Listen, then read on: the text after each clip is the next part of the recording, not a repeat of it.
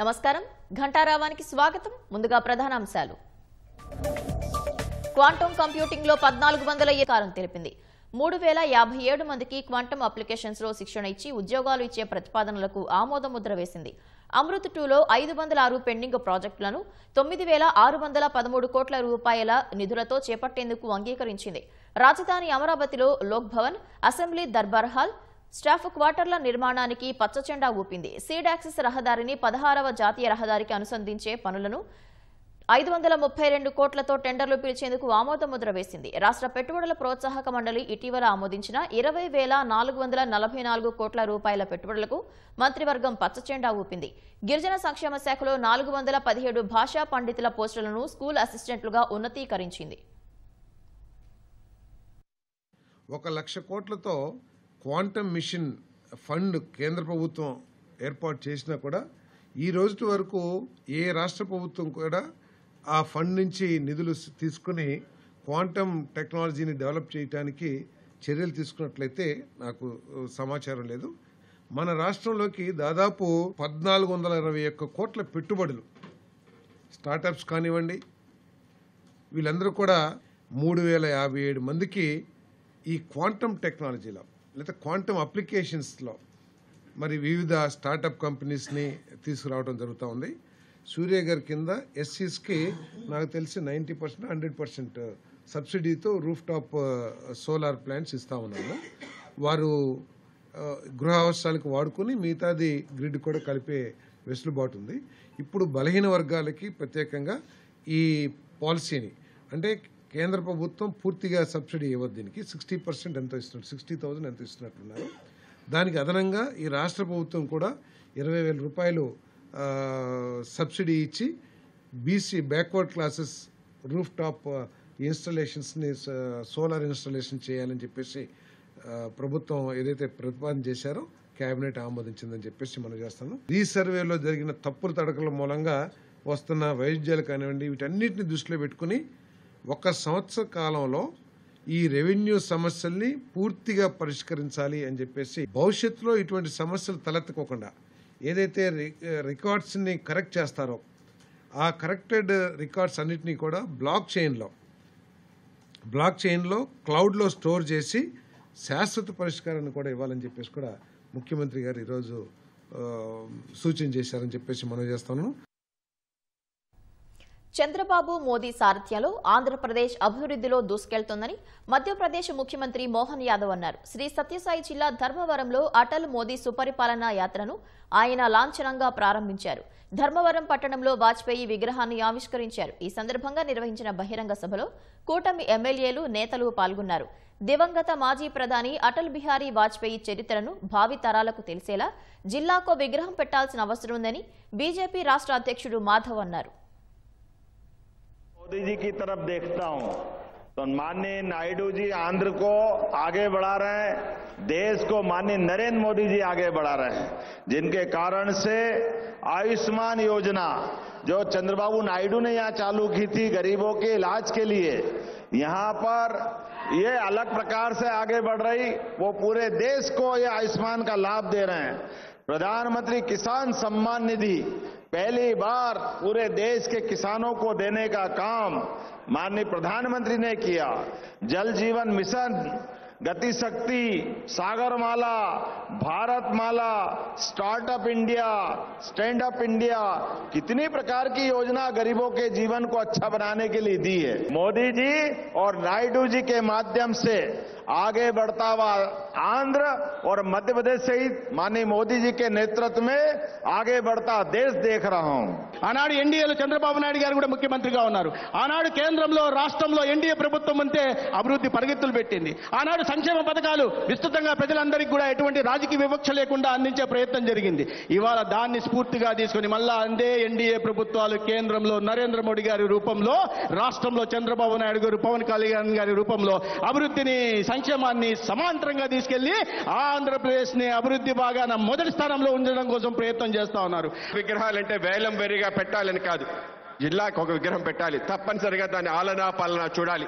నేటి తరానికి అటల్ బిహారీ వాజ్పేయి అంటే తప్పనిసరిగా తెలియాలి కేవలం అటల్ బిహారీ వాజ్పేయి గారు కాదు, ఆయన స్ఫూర్తి పొంది రాష్ట్రంలో కూటమి ప్రభుత్వం చేస్తున్న అనేక మంచి పనులు ప్రజల్లోకి తీసుకెళ్లే విధంగా ఈ యొక్క యాత్ర డిసెంబర్ 25 ఆయన జయంతి రోజు ఒక పార్క్ ని, అటల్జీ పార్క్ ని అమరావతిలో ప్రారంభోత్సవం చేస్తున్నామని మీ అందరికీ తెలియజేయడానికి చాలా సంతోషిస్తున్నాను. వైసీపీ సోషల్ మీడియా విమర్శలకు ధీటుగా బదిలివ్వాలని ప్రధాని మోదీ సూచించారు. ఏపీ, తెలంగాణ బీజేపీ ఎంపీలకు ప్రధాని అల్పాహార విందు ఇచ్చారు. సుమారు అరగంట పాటు బీజేపీ ఎంపీలతో మోదీ మాట్లాడారు. ఈ సందర్భంగా ప్రధాని కీలక వ్యాఖ్యలు చేశారు. ఏపీలో చంద్రబాబుతో పూర్తి సమన్వయంతో వెళ్తున్నామని మోదీ వ్యాఖ్యానించారు. చంద్రబాబు పరిపాలనపై మంచి ఫీడ్బ్యాక్ వచ్చిందని చెప్పారు. పెట్టుబడులు ఎక్కువగా ఏపీకి వెళ్తున్నాయన్నారు. ఏపీకి పెట్టుబడుల ప్రవాహం మంచి అభివృద్ధికి సూచిక అని ప్రధాని తెలిపారు. పత్తి కొనుగోలు కేంద్రాల్లో స్లాట్స్ సంఖ్య పెంచాలని టీడీపీ పార్లమెంటరీ పార్టీ నేత లావు శ్రీకృష్ణదేవరాయలు కేంద్రాన్ని కోరారు. ఈ మేరకు పత్తి మద్దతు ధరలు కొనుగోళ్లలో రైతులు ఎదుర్కొంటున్న సమస్యలను ఆయన లోక్సభ దృష్టికి తీసుకొచ్చారు. మొంతా తుపాన్ వల్ల ఏపీలో 1,08,000 ఎకరాల్లో పత్తి పంట ప్రభావితమైందని, 1,25,000 మెట్రిక్ టన్నుల పత్తి దెబ్బతిన్నదని శ్రీకృష్ణదేవరాయలు తెలిపారు. కాటన్ కార్పొరేషన్ ఆఫ్ ఇండియా ఈ సంవత్సరం కొత్త సిస్టమ్ తీసుకుని వచ్చి దాంట్లో L1, L2, L3 అని చెప్పి ఎలకేషన్ సిస్టమ్ ఒకటి తీసుకొచ్చారు కొత్తది. దానివల్ల రైతులు మరీ ఇంకా ఇబ్బంది పడుతూ ఉన్నారు సార్. దీనివల్ల చాలా మంది రైతులు వారి పంటని అక్కడికి మార్కెటింగ్ యార్డ్కి తీసుకొస్తా ఉన్నారు. తీసుకొచ్చి ఈ స్లాట్లో బుక్ చేసుకుని ఉన్న దానికి అమ్ముదామని ట్రై చేస్తూ ఉంటే చాలా ఇబ్బందులు పడుతూ ఉన్నారు సార్. ఈ ఏదైతే స్లాట్స్ ఉన్నదో ఇంకా కొద్దిగా ఎక్కువ ఓపెన్ చేయాలని కోరుతా ఉన్నాం. ఎందుకంటే మా నియోజకవర్గానికి సంబంధించే పిడుగురాళ్ళ, నడికుడి, నర్సరావుపేట ఈ 3 చోట్ల ఉన్న 4 జిన్నింగ్ మిల్స్ లో నేను డేటా తెప్పించి చూశాను సార్.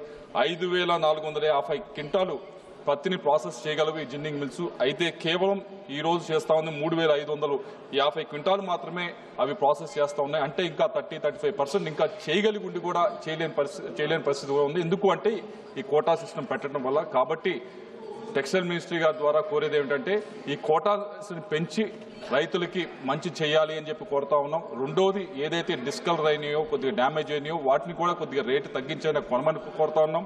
మాయిశ్చర్ కంటెంట్ కొద్దిగా ఏదైతే 8%, 9% అని పెడతా ఉన్నారో దాన్ని పెంచి కొద్దిగా కొనమని చెప్పి రైతులను ఆదుకోమని చెప్పి టెక్స్టైల్ మినిస్టర్ వారిని కోరుతా ఉన్నాం sir. Thank you. AI, quantum వంటి భవిష్యత్ సాంకేతికతలను అందిపుచ్చుకోవడంలో ముందంజలో ఉన్న ఏపీలో పెట్టుబడులు పెట్టాలని దిగ్గజ సంస్థలకు మంత్రి నారా లోకేష్ పిలుపునిచ్చారు. తూర్పు తీరం భారీ పెట్టుబడులకు గమ్యస్థానంగా మారిందన్నారు. ఏపీలో పెట్టుబడులకు ముందుకు వచ్చే పారిశ్రామికవేత్తలకు సింగిల్ విండో విధానంలో కేవలం 21 రోజుల్లో అన్ని అనుమతులు ఇస్తున్నట్లు కెనడాలోని వివిధ సంస్థల ప్రతినిధుల భేటీలో మంత్రి లోకేష్ వివరించారు. రాష్ట్రానికి పెట్టుబడుల ఆకర్షణే లక్ష్యంగా విదేశీ పర్యటనలో ఉన్న మంత్రి నారా లోకేష్ 5వ రోజు కెనడాలో వరుస భేటీలు నిర్వహించారు. Enterprise information management, artificial intelligence రంగాల్లో ప్రపంచ స్థాయి పేరెన్నిక కన్న Open Text senior vice president John రాట్కోతో మంత్రి లోకేష్ భేటీ అయ్యారు. ఏఐ, క్వాంటం కంప్యూటింగ్ వంటి భవిష్యత్ సాంకేతికత రంగాల్లో దూసుకుపోతున్న ఏపీలో పెట్టుబడులు పెట్టాల్సిందిగా విజ్ఞప్తి చేశారు. ఏపీలోని యువతకు ప్రపంచ స్థాయి నైపుణ్యాలను అందించేందుకు స్కిల్ డెవలప్మెంట్, ఇంటర్న్షిప్ ప్రోగ్రాంలను ప్రారంభించాలని కోరారు. ఏపీ ప్రభుత్వ ప్రతిపాదనలను పరిశీలిస్తామని John Ratko బదులిచ్చారు.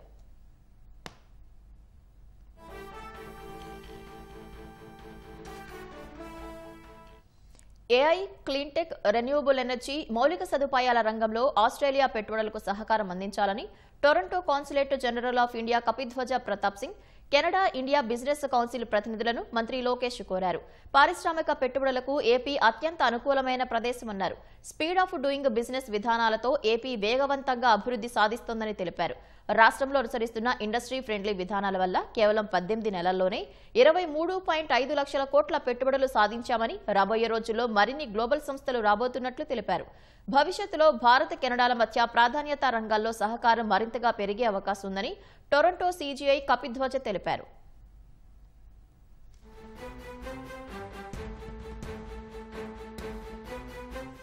Canada India business council president Victor Thomas తో మంత్రి లోకేష్ మర్యాదపూర్వకంగా భేటీ అయ్యారు.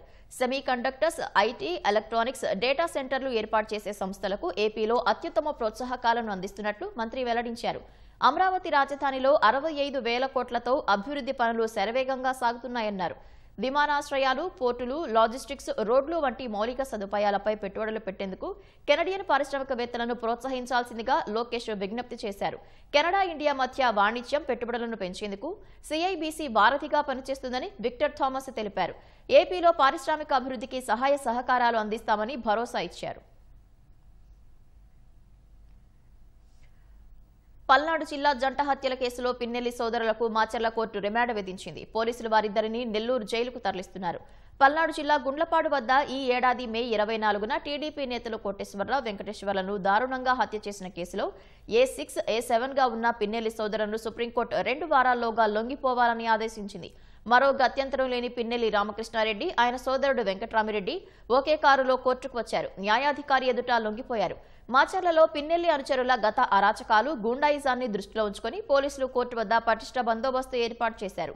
పిన్నెల్లి సోదరులకు సంఘీభావంగా మాచర్ల వెళ్లాలని భావించిన వైసీపీ నేతలు కాసు మహేష్ రెడ్డి, గోపిరెడ్డి శ్రీనివాసరెడ్డి, విడుదల రజనీని పోలీసులు గృహ నిర్బంధం చేశారు. 24 వరకు రిమాండ్ ఇస్తూ నెల్లూరు జైలుకు పంపించడం జరిగింది. వైద్య పరీక్షలకు పంపించినప్పుడు వాళ్ళ బీపీను, ఆరోగ్య పరిస్థితులు చెక్ చేశారు. రామకృష్ణ మాజీ ఎమ్మెల్యే గారికి మటుకు బ్యాక్ పెయిన్ ఉందని ఓ రిపోర్టు సబ్మిట్ చేశారు. సపరేట్ వెహికల్ అరేంజ్ చేయమంటే పోలీసు వాళ్ళు నిరాకరించారు. బోరుగడ్డ అనిల్ను లీగల్ టీంతో జగన్ బయటికి తేవాల్సిన అవసరమేంటని టీడీపీ రాష్ట్ర అధికార ప్రతినిధి మహాసేన రాజేష్ ప్రశ్నించారు. బోరుగడ్డ అనిల్ మాటలు మహిళలకు వినిపించే దమ్ము జగన్కు ఉందా అని నిలదీశారు. జగన్ రౌడీలను బయటకు తెచ్చి ప్రజలపైకి వదులుతున్నారని దుయ్యబట్టారు. 2019-24లో రాష్ట్రంలో శాంతి భద్రతలు కరువయ్యాయన్న మహాసేన రాజేష్, చంద్రబాబు పాలనలో రాష్ట్రం గాడిలో పడిందని తెలిపారు. అనే వ్యక్తి ఈ రాష్ట్రానికి ఏం మేలు చేశాడని అర్జెంట్ గా జగన్మోహన్ రెడ్డి తన లీగల్ టీంను పెట్టి ఇలాంటి క్రిమినల్ గాడిని, ఇలాంటి రౌడీగాళ్ళని మీరు ఎందుకు బయటకు తీసుకొచ్చి ప్రజల్లోకి జనజీవన స్రవంతుల్లోకి ఎందుకు మీరు కలిపేస్తున్నారు? నిజంగా జగన్మోహన్ రెడ్డి మీకు చిత్తశుద్ధి ఉంటే వీడు మాట్లాడిన మాటలు, వీడియోలు మీ ఇంట్లో ఉన్న మహిళలకే చూపించే దమ్ము మీ జగన్మోహన్ రెడ్డి గారికి ఉందా అని నేను అడుగుతున్నాను. ఎందుకు నేరాలను మీరు ఈ రకంగా ప్రోత్సహిస్తున్నారని నేను డైరెక్ట్గా అడుగుతున్నాను. 2019 నుంచి 24 దాకా ఇలాంటి గోండాగాళ్ళు పోలీసులు ఏకమయ్యి మేము జగన్ కోసం పనిచేసామని క్లియర్గా టెస్ట్ మోన్ ఇస్తూ ఉంటే, ప్రజలందరి ముందు మాట్లాడుతూ ఉంటే ఆడు మావోడు కదని చెప్పి ఆడుతున్న మీ డ్రామాలు నమ్మేది ఎవడో? ఇలాంటి నేరస్తులు ఎందుకు తీసుకొచ్చారండి బయటికి? ఏం ప్లాన్ చేస్తున్నారండి ఈ రాష్ట్రంలో? రాష్ట్రాన్ని దాదాపుగా 19 నుంచి 24 దాకా శాంతి భద్రతలు లేకుండా ఒక గోండాలు, రాక్షసులు పరిపాలించినట్టు పరిపాలించారు. ఇప్పుడే రాష్ట్రం గాడిలో పడుతుంది. చంద్రబాబు నాయుడు గారు, లోకేష్ గారు, పవన్ కళ్యాణ్ గారు ఈ రాష్ట్రాన్ని గాడిలో పెట్టే ప్రయత్నం చేస్తున్నప్పుడు మళ్ళీ ఇలాంటి నేరస్తులను తీసుకొచ్చి ఏదో అల్లర్లు ప్లాన్ చేస్తున్నారని అయితే మాకు అనిపిస్తుందండి. దీని మీద పోలీసు వారు కూడా అప్రమత్తంగా ఉండాలి. తాడేపల్లిలో ఏర్పాటు చేసిన ఉమెన్ అండ్ చైల్డ్ సేఫ్టీ నూతన కార్యాలయాన్ని డీజీపీ హరీష్ కుమార్ గుప్తా ప్రారంభించారు. రాష్ట్రంలో మహిళలు, బాలికలు భద్రతకు శక్తి టీమ్స్ నిరంతరం పహారా కాస్తున్నాయని డీజీపీ వెల్లడించారు. మహిళలు, బాలికలపై వ్యవస్థీకృత నేరాలకు పాల్పడే వారిపై కఠిన చర్యలు తీసుకుంటామని హెచ్చరించారు. ఈ కార్యక్రమంలో డీజీలు, అడిషనల్ డీజీలు, women and child safety wing incharge, ఇతర పోలీసు ఉన్నతాధికారులు పాల్గొన్నారు.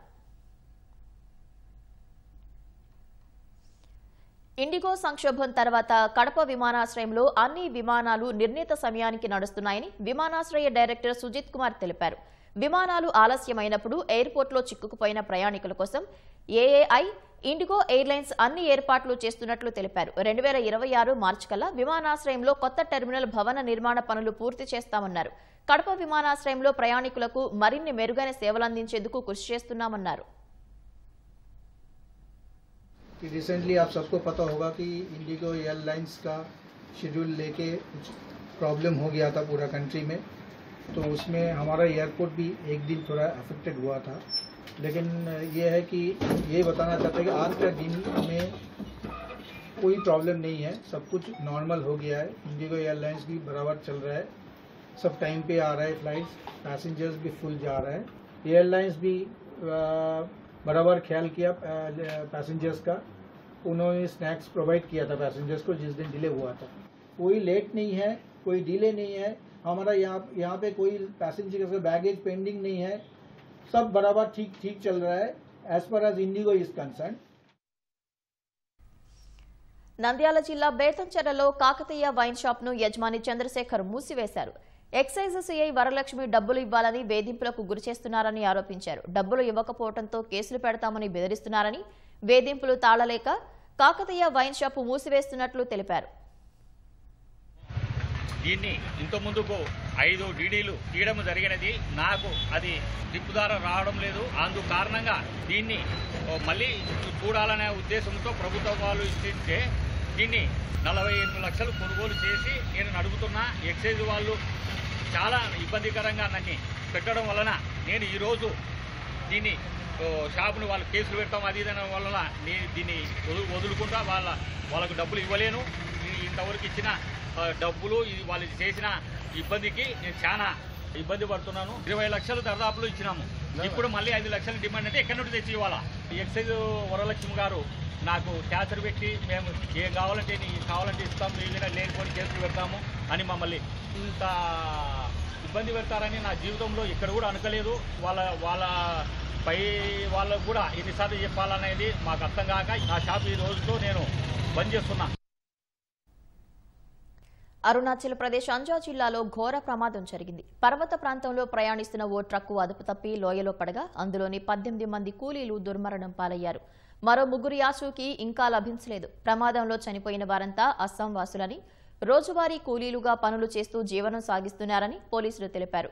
మృతుల సంఖ్య పెరిగే అవకాశం ఉంది. చగ్లగాం సర్కిల్లోని హయులియంగ్, చక్లా ప్రాంతాల మధ్య ప్రయాణిస్తుండగా ఈ ప్రమాదం చోటు చేసుకుంది. స్థానికుల సమాచారంతో ఘటనాస్థలికి చేరుకున్న విపత్తు నిర్వహణ సిబ్బంది 18 మృతదేహాలను బయటకు తీశారు. ఒకరిని ప్రాణాలతో రక్షించారు. గల్లంతైన వారి కోసం గాలిస్తున్నారు.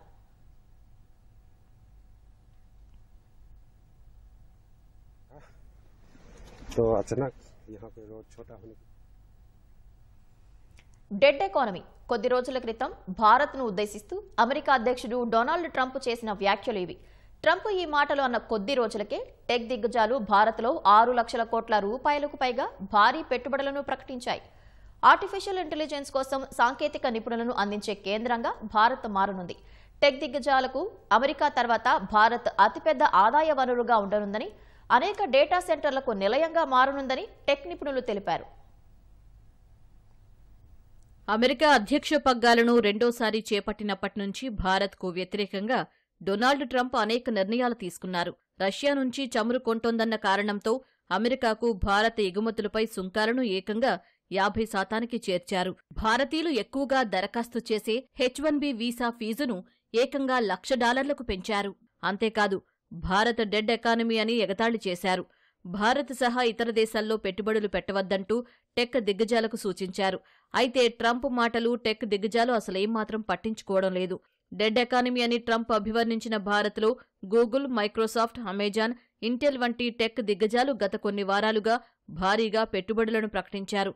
ఏకంగా $68 బిలియన్ అంటే భారత కరెన్సీలో 6,12,000 కోట్ల రూపాయల పెట్టుబడులు పెట్టనున్నాయి. ఎక్కువగా కృత్రిమ మేధ, సెమీకండక్టర్ రంగాల్లో ఈ పెట్టుబడులను టెక్ దిగ్గజాలు ప్రకటించాయి.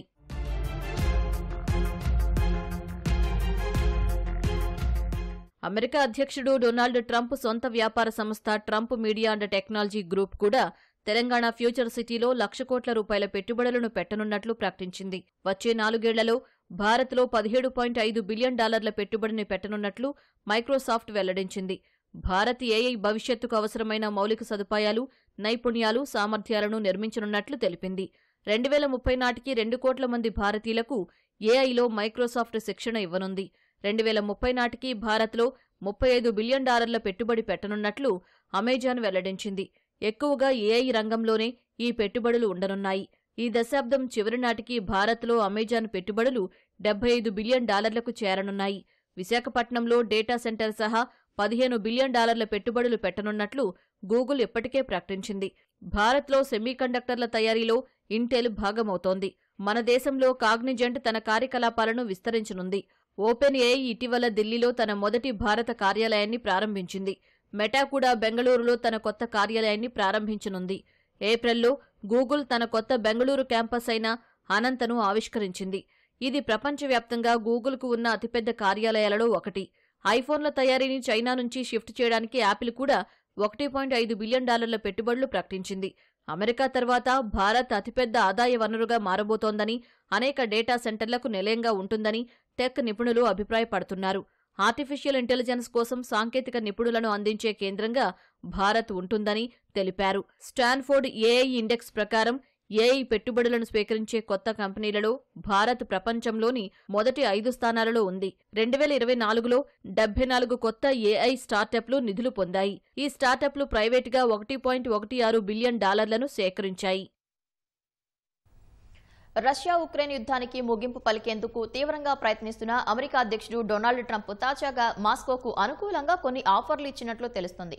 మొన్నటి వరకు కాల్పుల విరమణకు అంగీకరించాలని రష్యాపై ఆంక్షలు విధిస్తూ ఒత్తిడి తెచ్చిన ట్రంప్ తన విధానాన్ని మార్చుకున్నట్లు ప్రముఖ అంతర్జాతీయ మీడియా సంస్థ పేర్కొంది. యూరోపియన్ దేశాలకు అందించిన శాంతి ప్రణాళిక మేరకు ఐరోపా దేశాలకు రష్యా నుంచి ఇంధన సరఫరాను పునరుద్ధరించాలనే ప్రతిపాదన ఉందని తెలిపింది. రష్యాలోని అరుదైన ఖనిజ రంగాల్లో పెట్టుబడులు పెట్టడం సహా స్తంభింపచేసిన రష్యా ఆస్తుల విడుదల వంటి పలు అంశాలు ప్రణాళికలో ఉన్నాయని వెల్లడించింది. అమెరికా వ్యాపార ఆర్థిక సంస్థలు స్తంభింపచేసిన రష్యా సావరిన్ ఫండ్ నిధులను ఉక్రెయిన్లోని ప్రాజెక్టులకు వినియోగించే ప్రణాళిక ఉన్నట్లు తెలిపింది. జపోరిజియా అణు విద్యుత్ కేంద్రం శక్తితో ఓ డేటా సెంటర్ ఏర్పాటు చేసే అవకాశం ఉందని ఆ మీడియా సంస్థ తన కథనంలో పేర్కొంది. రష్యా ఉక్రెయిన్ యుద్ధం ముగింపునకు ట్రంప్ ఇటీవల 28 సూత్రాలతో శాంతి ప్రణాళికను తయారు చేశారు. ఈ ప్రణాళికలో ఎక్కువ అంశాలు రష్యాకు అనుకూలంగా ఉన్నాయని ఆందోళన వ్యక్తం చేసిన నాటో దేశాలు అందులో సవరణలు సూచించాయి. అమెరికా ఫెడరల్ రిజర్వ్ వడ్డీ రేట్లలో 25 బేసిస్ పాయింట్లు తగ్గించిన వేళ దేశీయ స్టాక్ మార్కెట్లు లాభాల్లో ముగిశాయి. గత 3 సెషన్లలో 1321 పాయింట్లు క్షీణించిన సెన్సెక్స్ ఇవాళ 427 పాయింట్లు పెరిగింది. ఉదయం 84,457 పాయింట్ల వద్ద సూచీ ప్రారంభమైంది. మొదట్లో తీవ్రమైన అమ్మకాల ఒత్తిడి కారణంగా 84,150 పాయింట్ల కనిష్ట స్థాయిని సూచీ నమోదు చేసింది. అనంతరం ఫెడ్ వడ్డీ రేట్లు తగ్గించడంతో వచ్చిన జోష్తో 84,907 పాయింట్ల గరిష్ట స్థాయిని తాకింది. చివరకు 84,818 పాయింట్ల వద్ద స్థిరపడింది. జాతీయ స్టాక్ ఎక్స్చేంజి సూచీ నిఫ్టీ 141 పాయింట్లు పెరిగి 25,898 పాయింట్ల వద్ద ముగిసింది.